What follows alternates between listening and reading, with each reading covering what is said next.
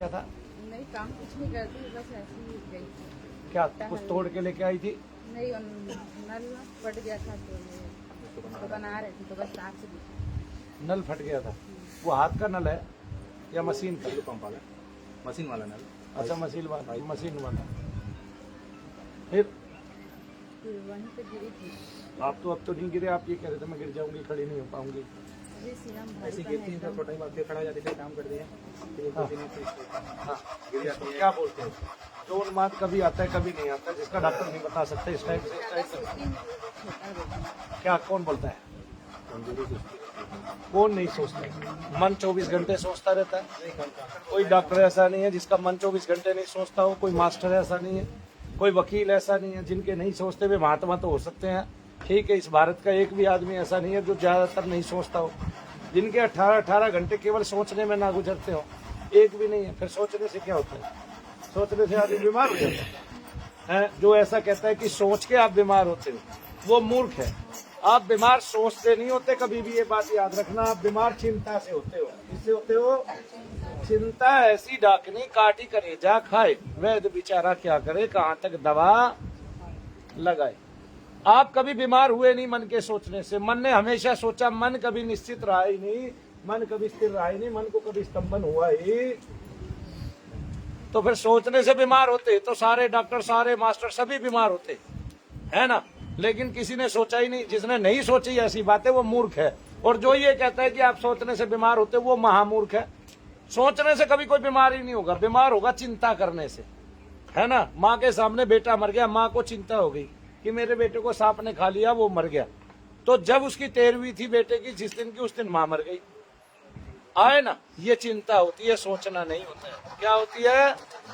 चिंता होती है। चिंता में आदमी सूख सकता है, चिंता में आदमी का वजन घट सकता है, चिंता से आदमी रोगी हो सकता है, चिंतन से ईश्वर की प्राप्ति होगी, लेकिन चिंता से आदमी को रोग की प्राप्ति होगी। मन के सोचने से नहीं। कोई मन ऐसा नहीं बना धरती पे जो ना सोचता हो। ठीक है, जो ना सोचता हो और जो ऐसा कहता है कि मैं समाधि में रहता हूँ, वो 24 घंटे की समाधि किसी ने आज तक नहीं ली। ठीक है, कबीरदास जी के अलावा। और क्या कहते हैं, आपके गुरु ग्रंथ साहिब के जो आपके सिखों के पहले गुरु थे, है जी, गुरु नानक साहब, उनके अलावा ऐसी अचिंतनीय, ठीक है, ऐसी समाधि, निर्विचार समाधि 24 घंटे की किसी ने नहीं ली। उसके बीच में भी फिर कभी ना कभी व्युत्थान हो जाता है और कभी ना कभी फिर मन विचार करता रहता है। सीना में सुई जैसे चुभन होते रहता है। अभी क्या हो रहा है? अभी बस सीना में भारी पड़ी है। वो कुछ कम हुआ?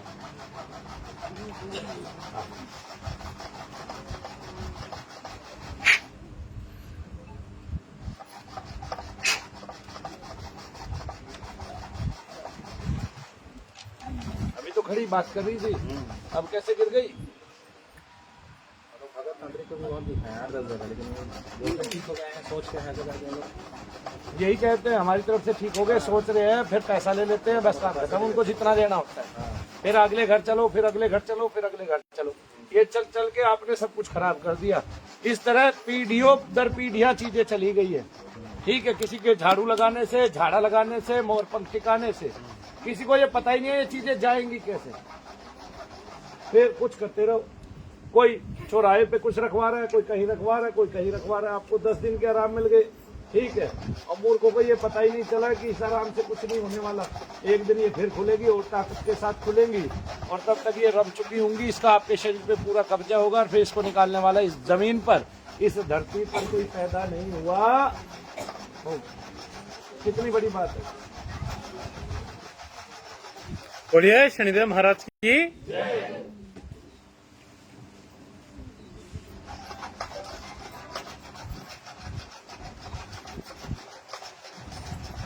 देखो, इसको इतनी इतनी देर में उन्माद हो जाता है। कोई उस चीज को छेड़ता है, इसको उन्माद हो जाता है, और फिर तुरंत खड़ी हो जाती है जरा सीधे।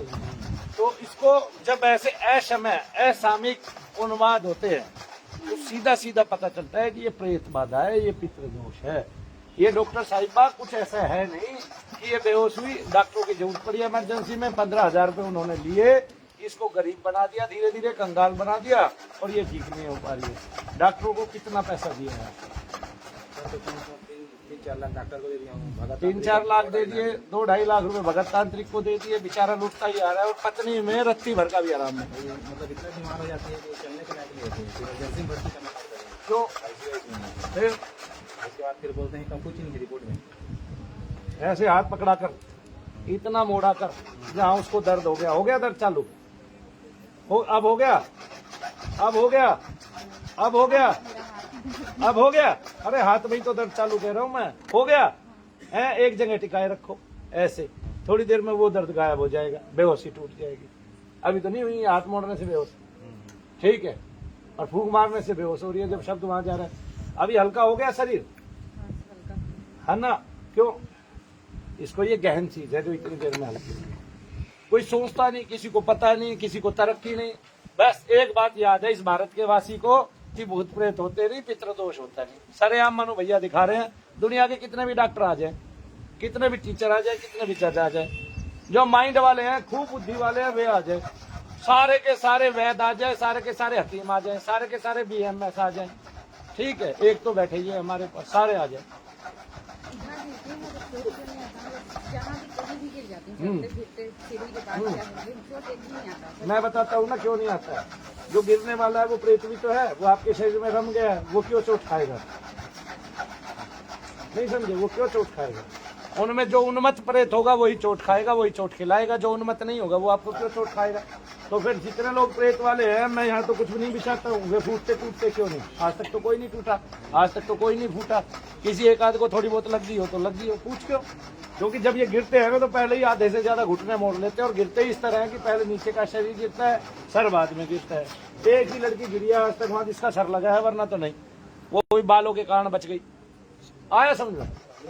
2 साल पहले से पता हुआ है मेरे को। हाँ। इतना पुराना मतलब ये गिर गया ना, ये पुराना ही होता है हमेशा, ये घर में कुल में पुराना चला आ रहा है आपके। ये इस पे जब आया है, जब कोई आदमी परिवार का ऐसा कुछ रहा है जिसपे ये सारी चीजें थी, इस पे रम के उसने अलग असर दिखाया, उन पे अलग दिखाया, या फिर किसी आदमी ने जानबूझ के आपके लिए क्रिया की, इसी के लिए क्रिया की कि ये वहां जाएगी, पीछे सामान डाला होगा, इसके कदम वहां पड़े होंगे, ठीक है ना? तो चाहे राई छिड़की हो, चाहे कुछ छिड़का हो, यही तंत्र होता है। इसी को तो तंत्र बोलते हैं। आदमी ठीक ठाक था और उसका जीवन तबाह हो चला बढ़ के, और उसने अपने इष्ट की, अपने प्रेत की, अपने देवता की इनके अंदर प्रविष्टि करा दी मारण के लिए, ठीक है? अब वो छाती पे बैठा है, कर लो, दुनिया का कौन डॉक्टर इसका इलाज करेगा? करा लो, करा के क्यों नहीं आए? तो कोई बताते कमजोरी है, क्या नहीं करेंगे। क्या कमजोरी है? देखिए, जितनी बार फूंक मारूंगा क्या होता है? अब शरीर में जितना असर है उसके अनुकूल काम करेगी फूंक। शरीर का पूरा तत्व बाहर निकल गया अगर जाप से तो गिरेगी नहीं, और पूरा तत्व में आज पूरा निकल गया तो फिर हृदय का भार भी खत्म है। हृदय पे भार है थोड़ा सा भी नहीं पता चल रहा है ना, तो पूरा खत्म है इसके शरीर से, अभी बाहर निकल गया वो। इसलिए मैं दिखाता हूँ कि आपको डॉक्टर की बीमारी है कि मनु भैया की बीमारी है, आपको पितृ दोष है, प्रेत दोष है कि डॉक्टर की बीमारी है, यही दिखाने का तो तात्पर्य है मेरा, ठीक है? इसी बात को मैं तो भारत के सभी प्रबुद्ध लोगों को बता रहा हूँ, तब मैं प्रशांत आचार्य प्रशांत को भी बता रहा हूँ, तब मैं इस देश के प्रधानमंत्री को भी बता रहा हूँ, तब मैं इस देश के गृह मंत्री को भी बता रहा हूँ, स्वास्थ्य मंत्री को भी बता रहा हूँ, और तब मैं यहाँ के शंकराचार्यों को भी बता रहा हूँ, अन्य सारे जगत गुरुओं को बता रहा हूँ, विश्व गुरुओं को बता रहा हूँ, तब मैं यहीं से सबको यही बात तो समझा रहा हूँ, ठीक है? अगर वो समझने के लिए तैयार हो तो। जितने ऋषि महात्मा पहले हुए उन्होंने गलत कहाँ कहा, मैं करके दिखा रहा हूँ, गलत कहाँ कहा है ये बताइए आप। बहुत सारे लोग ऊपर बैठ के भूत प्रेत को खिलवा तो देते हैं, लेकिन जब उसकी व्याख्या करने की बात आती है तो उनमें से एक भी व्याख्या नहीं कर पा रहा, एक भी नहीं बता पा रहा, और एक भी ये नहीं कह पा रहा मैं दिखाता हूँ आपको।